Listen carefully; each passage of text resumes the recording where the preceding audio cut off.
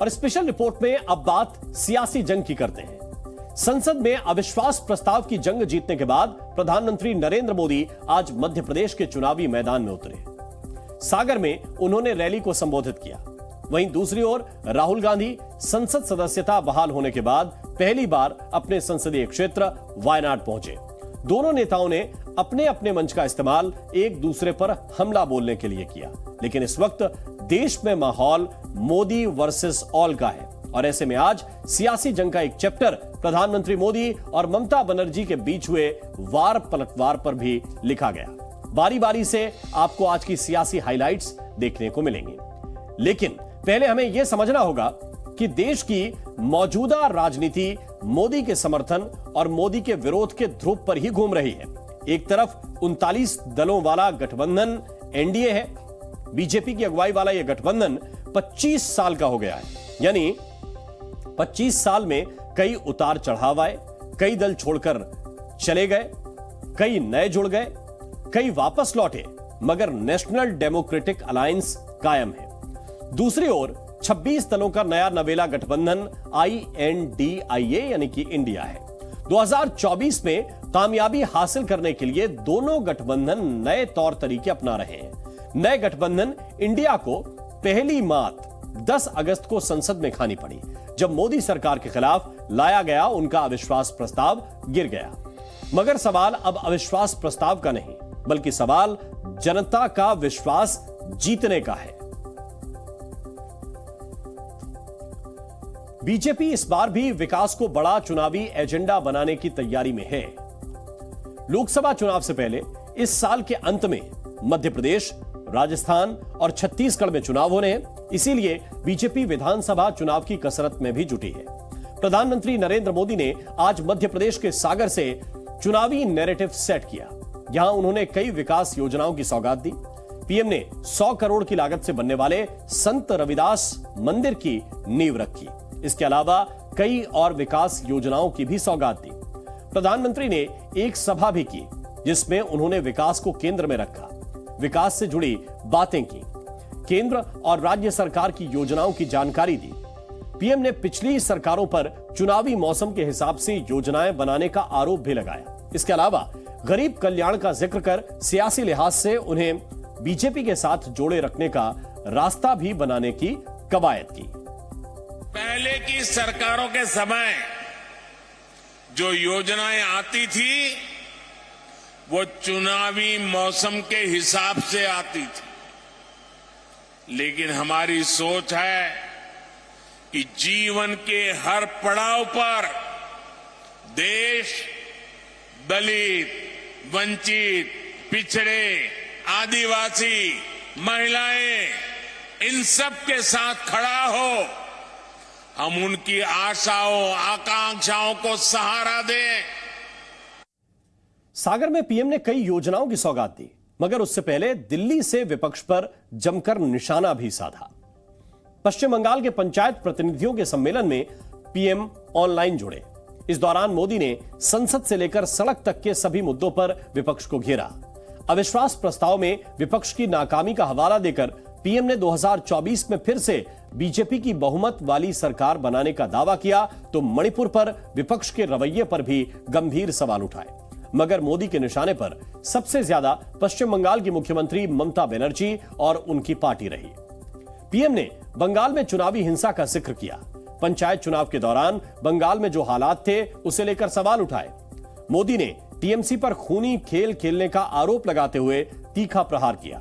मोदी ने आरोप लगाया कि पहले तो बीजेपी नेताओं को नामांकन से रोका गया, उसके बाद अगर किसी ने पर्चा भर भी लिया तो उसे धमकाया गया। राज्य के मतदाताओं और बीजेपी नेताओं के रिश्तेदारों को भी डराया गया। पीएम ने टीएमसी को टोलाबाजों और टप्पेबाजों की फौज बताया। इतना ही नहीं, पीएम ने बूथ कैप्चरिंग के लिए गुंडों को कॉन्ट्रैक्ट देने का आरोप भी टीएमसी पर लगाया। पीएम ने दावा किया कि इतना सब होने के बाद भी बीजेपी के कार्यकर्ता डटे रहे, इसीलिए जनता अब बीजेपी के साथ है। यानी मोदी ने 2024 चुनाव के लिए भी बंगाल में बिगुल फूंक दिया और पार्टी कार्यकर्ताओं का हौसला बढ़ाकर उन्हें तैयारियों में जुट जाने का सीधा संदेश भी दिया। ये भी वहां पंचायत के चुनाव हुए।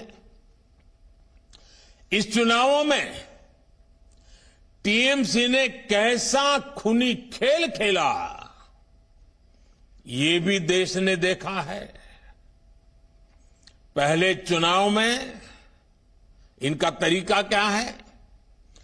पहले तो चुनाव की तैयारी के लिए समय मत दो, बहुत ही जल्दी जल्दी फॉर्म भरने की तारीख घोषित कर दो। फिर कोई भी विरोधी दल का, कोई भी बीजेपी का व्यक्ति पर्चा ही न भर सके, इसके लिए जो कुछ भी कर सकते हैं करो। चातुर्यपूर्वक फॉर्म भरने के लिए जगह पर पहुंच भी गया तो फिर चुनाव लड़ने में अड़ंगे डालना, वोटरों को भी भयभीत कर देना और बीजेपी के जो समर्थक रिश्तेदार हैं उनको भी जीना मुश्किल कर देना, घर से निकलने नहीं देना। और जब वोटिंग होती है तो उस वोटिंग में थप्पेबाजी करना, ये टोलाबाजों की फौज थप्पेबाजी की फौज बन जाती है। सारे गुंडों को कॉन्ट्रैक्ट दिया जाता है, कितने पोलिंग बूथ को कौन कैप्चर करेगा, मतपेटियां उठा करके भागना। बीजेपी की रणनीति बंगाल चुनाव में हर हाल में 2019 से ज्यादा सीट हासिल करने की है और इसीलिए पीएम मोदी भी पूरी रणनीति के साथ बंगाल पर फोकस कर रहे हैं। मगर आज जिस तरह मोदी ने बंगाल में चुनावी हिंसा का जिक्र किया, उसकी हकीकत भी आप जरा समझिए। हाल ही में बंगाल में पंचायत के चुनाव हुए थे। इस दौरान जमकर हिंसा हुई, आगजनी, फायरिंग और बमबाजी में कई लोगों को अपनी जान भी गंवानी पड़ी। बीजेपी ने दावा किया कि पंचायत चुनाव के दौरान राज्य के अलग अलग हिस्सों में 45 लोगों की मौत हुई है। इससे पहले 2021 के विधानसभा चुनाव के दौरान भी बंगाल में काफी बवाल हुआ था।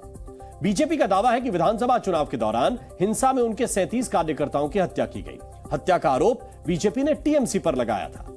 2019 के लोकसभा चुनाव में भी टीएमसी और बीजेपी आमने सामने थे। गृह मंत्रालय की रिपोर्ट के मुताबिक 2019 लोकसभा चुनाव के दौरान बंगाल में हिंसा की 693 घटनाएं हुई थी, जिसमें 11 लोगों की मौत हुई थी। बंगाल में चुनावी हिंसा की तरह ही जुबानी जंग भी हमेशा हावी रहती है। प्रधानमंत्री मोदी ने आज ममता बनर्जी की पार्टी पर प्रहार किए तो ममता ने भी पलटवार करने में देर नहीं लगाई। ममता बनर्जी ने पीएम पर बिना तथ्य के बात करने का आरोप लगाया, साथ ही मणिपुर और भ्रष्टाचार के मुद्दे पर घेरने की कोशिश की। ममता बनर्जी ने बीजेपी की नीति और नीयत पर सवाल खड़े करते हुए जमकर हमला बोला। ममता बनर्जी ने यह दावा किया कि पीएम बिना सबूतों के ही आरोप लगा रहे हैं। ममता ने यह भी कहा कि बीजेपी को गरीबों और देश से कोई सरोकार नहीं है। भ्रष्टाचार को लेकर भी ममता बनर्जी ने बीजेपी को घेरा। पश्चिम बंगाल की सीएम ने पीएम केयर्स फंड और डिफेंस डील में गड़बड़ी का आरोप लगाया। नोटबंदी और 2000 के नोट को लेकर भी सवाल खड़े किए। इतना ही नहीं, ममता ने बीजेपी पर लोगों को गुमराह करने की तोहमत भी जड़ी। इसके अलावा मणिपुर में केंद्र की नाकामी को लेकर खरी खोटी भी सुनाई। प्रधानमंत्री मोदी के खिलाफ ममता बनर्जी के आक्रामक तेवर ऐसे ही नहीं है। असल में बीजेपी का पूरा फोकस पश्चिम बंगाल पर है। 2016 के बाद से ही बीजेपी ने बंगाल में मजबूती के लिए रणनीति के तहत काम किया है, जिसका फायदा भी उसे मिला। सियासी आंकड़ों के लिहाज से समझिए बंगाल में कैसे बीजेपी ममता बनर्जी की पार्टी को टक्कर दे रही है। 2016 के विधानसभा चुनाव में टीएमसी ने 211 सीटें जीती थी, मगर बीजेपी सिर्फ 3 सीट पर ही सिमट गई थी। तब कांग्रेस के खाते में 44 सीट थी।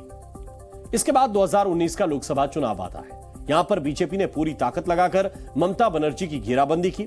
धुआंधार प्रचार और आरोपों की बौछार के बीच जनता ने भी बीजेपी का साथ दिया और बीजेपी को 18 लोकसभा सीटों पर जीत मिली, जबकि टीएमसी के खाते में 22 सीटें आईं और कांग्रेस 2 सीट पर ही सिमट गई। चुनावी जंग में बीजेपी ने 2021 में ममता बनर्जी के खिलाफ नए सिरे से चक्रव्यूह तैयार किया। विधानसभा चुनाव के नतीजे आए तो बीजेपी 3 सीट से सीधे 77 सीट पर पहुंच गई, यानी बीजेपी को काफी बढ़त मिली। हालांकि टीएमसी 215 सीटें जीतकर फिर से सत्ता में आ गई, मगर बीजेपी बंगाल में अपना दायरा और वोट बैंक बढ़ाने में मजबूत रही। इसी साल हुए पंचायत चुनाव में भी बीजेपी ने अपनी मौजूदगी मजबूती के साथ दर्ज कराई। हालांकि उम्मीद के मुताबिक नतीजे नहीं मिले, लेकिन टीएमसी को हर जगह टक्कर दी।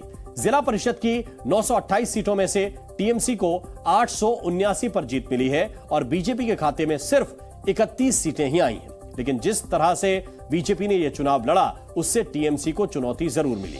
अब निगाहें 2024 के चुनाव पर हैं, इसीलिए वार पलटवार का सिलसिला शुरू हो चुका है। चुनावी कसरत के लिए बीजेपी अध्यक्ष जेपी नड्डा बंगाल के दौरे पर हैं। कोलकाता में नड्डा ने ममता सरकार पर तीखा हमला बोला। नड्डा ने आरोप लगाया कि बंगाल में अराजकता का माहौल है।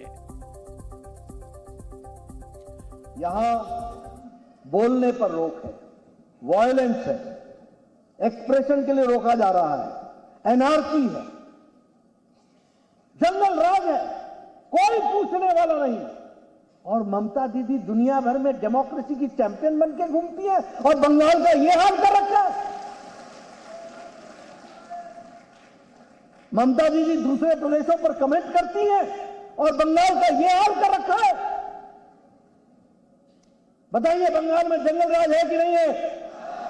बताइए बंगाल में पुलिस सरकार से मिल करके सामान्य मानवी को तंग कर रही है कि नहीं कर रही है? बताइए कानून व्यवस्था का नाम ठप है कि नहीं है? ये परिस्थिति आज आकर के खड़ी की है। मोदी और ममता की टक्कर के बीच कांग्रेस सांसद राहुल गांधी भी इलेक्शन मोड में आने लगे हैं। राहुल गांधी अपने संसदीय क्षेत्र वायनाड के 2 दिन के दौरे पर हैं। लोकसभा की सदस्यता बहाल होने के बाद राहुल का यह पहला वायनाड दौरा है। वायनाड के कांग्रेस कार्यकर्ताओं में राहुल के दौरे को लेकर काफी उत्साह देखा गया। राहुल गांधी ने वायनाड से भी मणिपुर के मुद्दे पर प्रधानमंत्री मोदी पर निशाना साधा। Time back, I went to Manipur and I've been in politics now for 19 years and I have never experienced what I experienced in Manipur. I've been during floods, during violence. I went to the violence affected areas in Uttar Pradesh. I've seen the tsunami. I've been all across our country during times of tragedy. But what I saw in Manipur, I have never seen before.